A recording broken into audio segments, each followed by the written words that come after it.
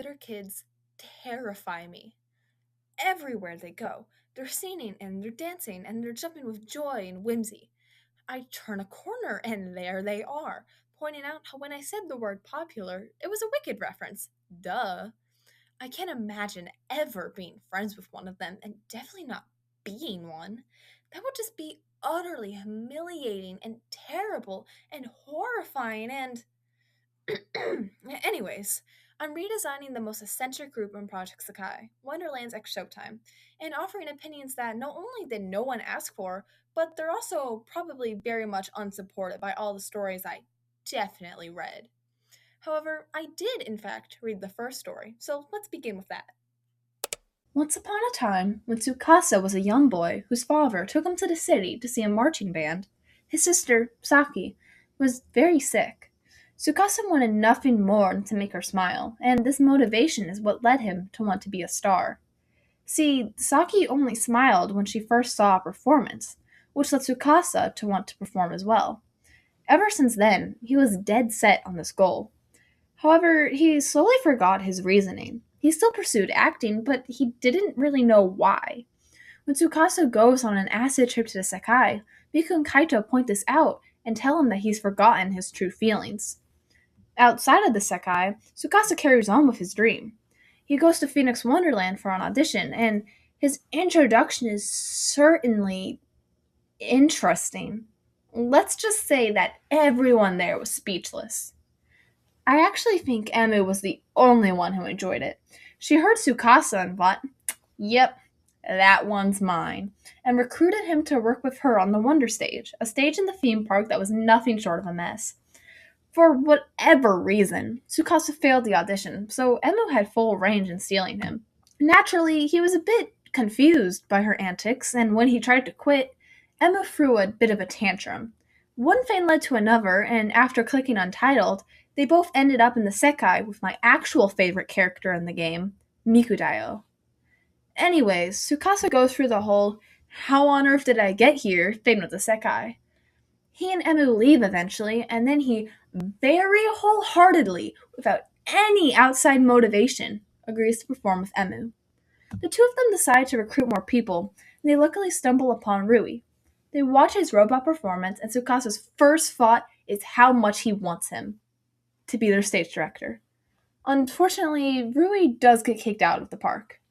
Tsukasa tries to find him at school, and after some struggle, he manages to do so. He asks Rui to perform with him, but he declines. Tsukasa cannot have this, so he uses all of the ego in the world to convince him. Eventually, Rui does agree, but only on the condition that he can invite his friend, Nene. Rui and Nene go to the stage together, and Rui immediately bonds with Emu. It's a little scary, honestly. When he goes to fish Nene out of the shadows, everyone is shocked because she's a robot. Tsukasa doesn't think she can do anything, but Nene quickly proves him wrong by just being spectacular. The next day or so, Tsukasa finishes the script for their first show. He shows it to everyone and also proposes his awesome new name for their group. Everyone loves it. Well, Nene and Rui flame him for it, and they come up with a new and better name, Wonderlands X Showtime, without him. Ouch. Afterwards, Rui looks over the script and gets some very interesting ideas. Tsukasa is shocked, but agrees in the end, and before he knew it, Rui was pushing him to his limits with his acting. They all go to the Sekai so that Tsukasa can get a hint on how to fully act his role, and he is immediately humbled by Kaito doing better than him. All the while, Nene is embarrassed because of how much she struggles talking to people. Regardless, they all try their hardest to prepare, and soon enough, it's the day of the show. Everything goes really well for a while. The audience all loves it, and all of the members are doing great. However, right as Nene begins to sing, the robot dies. Emu and Tsukasa tried to ad-lib for a while, but eventually they just have to wrap up the show with an unsatisfying end. Tsukasa loses it. He shouts at Nene for her simple mistake and makes her run away crying. Everyone else is shocked at his behavior. Rui reprimands him afterwards, but when he sees that Tsukasa won't change his mind, he just insults him and tells him he doesn't have what it takes to be a star, which deserved. Rui quits the troupe afterwards, and Emu is left crying because her dreams were crushed. All because of Tsukasa. Speaking of which, the blonde goes to the Sekai after ruining everything. There, he meets a crying bunny. He comforts them by performing with it, and by doing so, he was finally reminded of why he wanted to be a star in the first place. He wanted to make people smile, but today, he had done the opposite. Using Miku and Kaito's words as motivation, he's determined to fix things. He runs into Emu first. In his efforts to fix things, he ends up on the Ferris wheel with her. She tells him about her dream to preserve her departed grandpa's favorite stage and how she gave up on it because it didn't make anyone smile. Tsukasa quickly snaps her out of it, and together they aspire to bring the troupe back together. Next, they literally chase Nene down and tackle her, which is not how I would have done it, but I guess it worked in the end. Tsukasa apologizes to her as well, and after Nene reveals why she's so shy, she ends up joining the troupe as well. The three of them all try to convince Rui, but he's stuck in his mind, believing that he simply isn't compatible with others. To combat this, the three of them, plus the Vocaloids, stage a performance that basically summarizes the story until now. They turn the story over to Rui, letting him decide what his character would have done, and he decides to join again. With that, Tsukasa's feelings materialize into the song The World Hasn't Even Started Yet, which is a surprisingly sad song now that I look at the lyrics. The four of them are determined to save the Wonder Stage, and with the magic of friendship, they perform some fantastic shows. By the time they pull it off, they decide to keep performing together. The end. Maybe the Wonderlands X Showtime story isn't as complex as some of the others in Nightcord, but it's really fun. I also really enjoyed seeing Tsukasa be flawed and then changing, because it's so rare to see a main character have an actual flaw. Overall, I would give this a 4 out of 5 on Letterboxd. As for the designs I've been doing in the background, I wanted to base them off of Circus Rainmasters. As for Miku, she has a star-shaped vest, and Kaito has a cape. He also has a top hat and his mustache tied, because I thought that it was ridiculous and I had no other option than to include it. In addition to this, I tried to give them both 3 main colors, or if we want to be fancy, 1 main color and 2 secondary colors, in order to contrast how they're more advanced than the other troupe members who only have 2 colors. Speaking of the group, let's move on to them, starting with the self-proclaimed star, Tsukasa Tenma. Hey! God! My name is Tsukasa Tenma. I am a star! I'm going to be incredibly honest with you. I hated Tsukasa at first. I would get incredibly angry whenever he opened his mouth to declare himself a star, and I have to stop myself from checking my iPad across the room. But thankfully, he apologized to Rui before I could do that, and I came around to liking him. I think that Tsukasa's character is very interesting. He's flawed in a way that actually means something and affects others, and he has to grow from it and get better. Perhaps I just don't consume enough media, but for a main character to not be basically perfect besides something that can be easily ignored is kind of surprising to me. In addition to that, I love his family lore. It's just so complex and interesting and just awesome sauce, as the youth say. He loves Saki and his parents to death, but he also feels isolated and lonely because they're constantly at the hospital. Again, maybe I should read more, but it's so common for family issues to be portrayed as black and white, when in truth there are so many different conflicting themes that can cause the issues to be more gray. Speaking about his family, I would like to talk about his most recent event, Phantom Maze Monster. You know the one. Now, I haven't actually read the story yet because I'm waiting for it to release on Global, but I did read a Reddit post by Darkness Silencer, so I'm pretty highly educated. Spoilers for the story, by the way. As the Reddit user says, Wonderlands X Showtime's performing a play. I'm gonna butcher this, but I believe it's Sakaki, one of the side characters, watches Tsukasa's first performance and says that it could be better through method acting. Tsukasa, who is determined to be the best, agrees. Saaki pushes him into imagining being forgotten by his family, which then leads Tsukasa to have flashbacks from when he was abandoned by his family. This continues for most of the event until Tsukasa looks like Mafuyu. Thankfully, the troupe notices and they work together to break him out of this spiral. The performance that occurred afterwards was quote-unquote better because of his acting, but it was at the cost of Tsukasa's sanity. Rui recognizes this and takes it out on himself, which, as Darkness Silencer claims, could be a segue into a Rui event, but who's to say? I have many thoughts.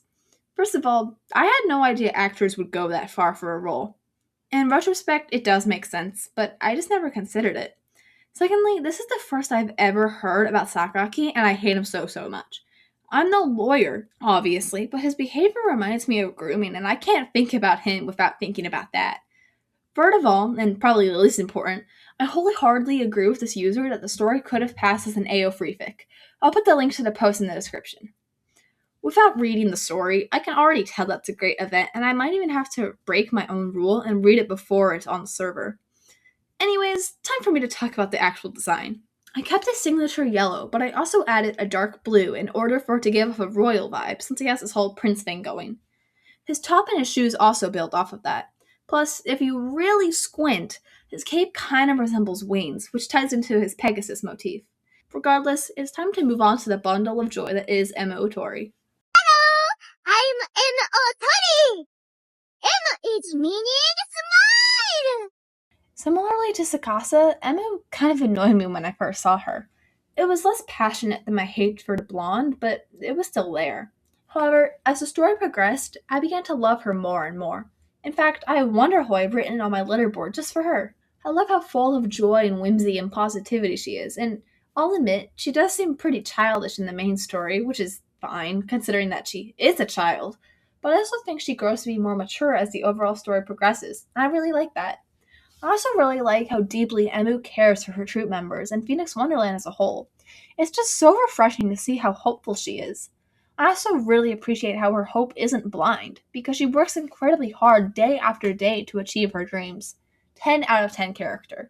Emu, at least in my mind, is the glue of Wonderland's X Showtime. Her goals are what got them together and what kept them together.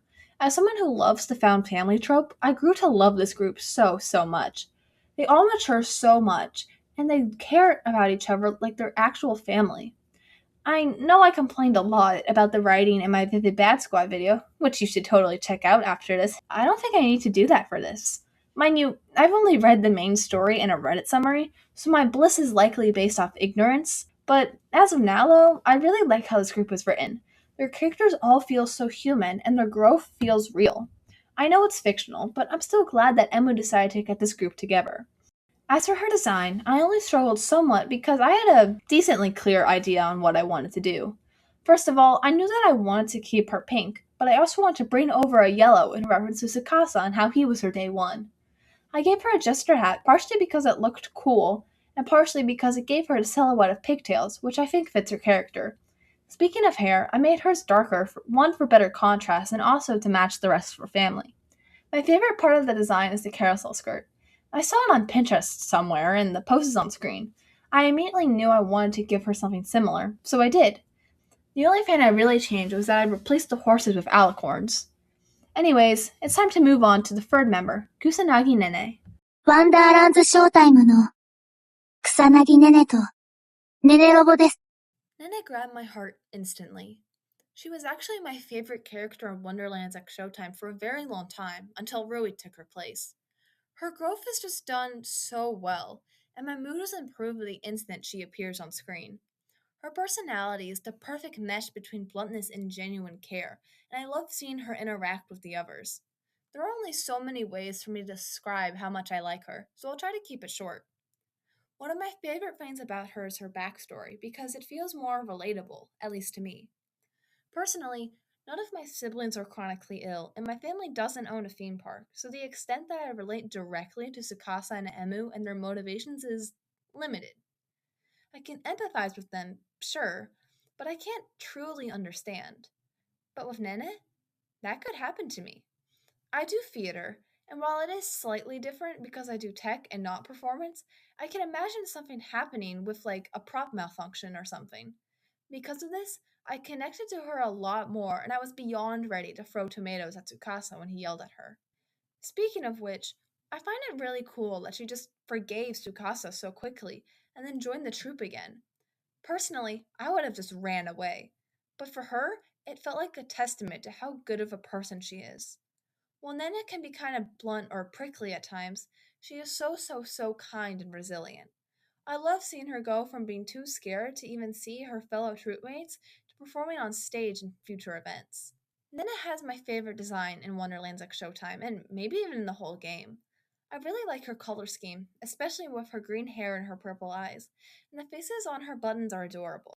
Unrelated, but I find it kind of funny how both she and Nene Yashiro from Toilet Bound Hanako-kun have the same pose.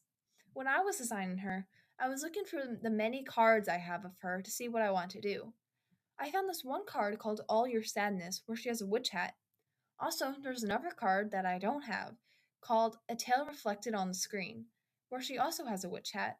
So, using that in Emu's design, I decided to give her a witch hat that's also kind of a jester hat. As for the rest of her design, I tried to keep her color scheme since I love it so much. Beyond my passion for the color green, having her secondary color be purple also ties in with Rui, similarly to how Tsukasa and Emu's colors did that. I made her skirt a bit longer since I think it fits with both her shyness and how she's more mature. Also, both her and Emu have O's in the back, because if you hadn't already noticed, I like it when characters from the same group match. With that out of the way, let's move on to Nene's childhood best friend, Ruby Kamishiro. ワンダーランズショータイムで演出家兼役者を務めている上白瑠衣と申します。As I mentioned earlier, Ruby is my favorite member of Wonderlands at Showtime. I think the writers did a very good job with him and his backstory. Every time I see him interact with the others, I can see how each of his behaviors stems from his past, and that's something I find really, really cool and clever on the writer's part. Similarly to Nene, he is really kind and considerate. Most prominently is when he's directing shows. It can be very hard to let go of something that you want to do, but Ruby always does when he realizes the safety concerns. Could this be an issue directly stemming from the time when he hurt people with his tech and then everybody left him? Perhaps, but I choose to ignore that because he's still making sacrifices for those he cares about. While unrelated to the group, I love seeing him and Mizuki interact. They aren't carbon copies of each other, but they're similar in the ways that matter. Plus, their past together is just so amazing, and I really like how characters from other units still interact and have serious bonds together. Now, before I get into this, I would just like to clarify that I am not a psychiatrist, nor can I speak from a community that I am not a part of. But I think that Rui is a great representation for high functioning autism. Hear me out, okay? He doesn't always understand others and their social cues. He gets obsessed with certain ideas. He felt lonely and wasn't accepted for who he was because he was different, and the list goes on. I've seen a lot of people on Pinterest, YouTube, etc. agree with this and offer their own experiences and how they relate to him. And I think that's amazing. There really isn't a lot of autism representation out there. And when there is, that's the character's entire personality. But with Rui, it's just a part of him, just like in real life, and I think that's cool. The only thing that I don't get about him is where on earth did he learn to do all this tech stuff? It'll be a random Tuesday in the game, and he'll just be like, hey guys, I built a bomb, a tornado, and solved world hunger with a robot. Like, what are we doing? When did he go to school for this? I have so many questions. Now, I'm gonna be very honest. I hate his design. Like, so much. His third anniversary one isn't terrible, so I won't say much on that. But the first one? It looks like he got the Nickelodeon slime poured all over him. Like, what was the point of that? On a different note, his movie design is by far my favorite of the group, and it actually inspired the theme for all of these outfits. For my design, I kept with the theme I already made and didn't really do anything too creative. He has his cape fade to match Tsukasa, and I made his hair messier because we both know he wouldn't brush it. The only thing special about this is the chicken. And let me just say, I lied when I said On was my favorite character, and also when I said that it was actually Mikudayo. No. For real, it's Rui's chicken. Just look at him. I saw him in Rui's art and immediately knew he was going into design. So here he is. With that out of the way, all of the designs are done. I hope you enjoyed watching this video and stay tuned for the next one on Nightcord at 25. I noticed one was a little shorter, and I can assure you that Nightcord will be longer. If you have any thoughts, feelings, or opinions, please share them in the comments below. Thank you so much for watching and have a day. キラキラキラキラ